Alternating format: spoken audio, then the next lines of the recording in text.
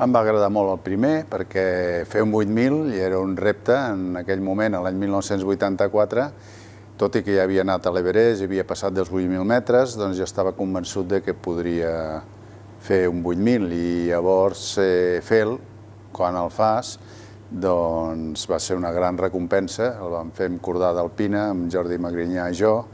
Vam estar 7 dies pujant i baixant, amb estil alpí, i llavors tot això em va colmar els meus somnis fets realitat, perquè jo m'havia llegit molt bé el llibre del Nanga Parbat.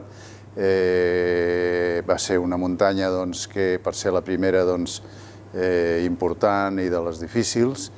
I bé, allò em va obrir les portes, diguéssim, que ja tenia pensat que l'any següent anava a l'Everest, però a consolidar que podia fer un 8.000 i tot va anar fantàsticament bé.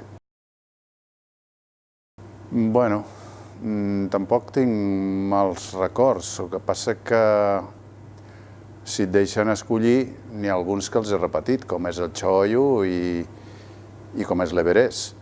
L'Everest a mi m'ha acollit molt bé, sempre m'ha tractat molt bé, he anat 5 cops.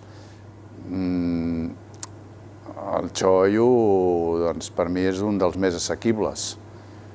Però, per exemple, n'hi ha un que m'ha sortit a la primera, que és l'Annapurna. Per la ruta que hi vaig anar no hi tornaria, perquè la vaig trobar molt perillosa. I, evidentment, per allà no hi tornaria.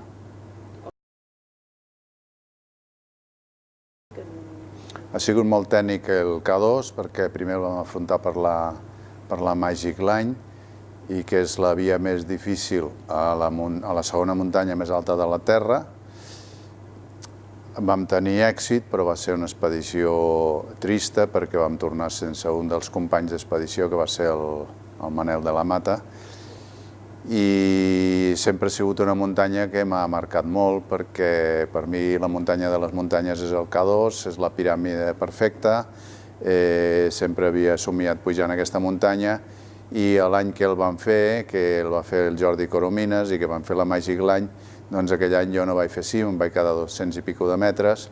Refer-me d'aquella expedició i de tot el que va comportar i perdre un amic amb el que compartíem muntanyes i feina i professió, doncs això em va marcar i penso que vaig acabar tenint finalment el 2012 l'oportunitat de tornar-hi a anar.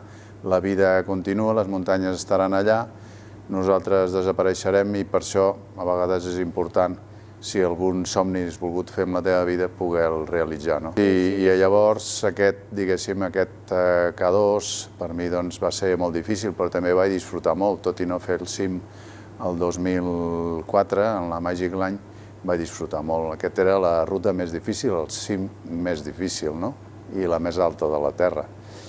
També va ser difícil passar el segon esgraó de l'Everest l'any 1985, perquè no havia passat cap occidental i el vaig passar amb lliure, sense l'ajut de l'oxigen artificial. I també va ser difícil el Dhaulagiri, va ser una muntanya difícil, tècnicament difícil, però que va sortir bé. Jo, per al que es vulgui iniciar amb un 8.000, jo et recomanaria el Cho-Oyu.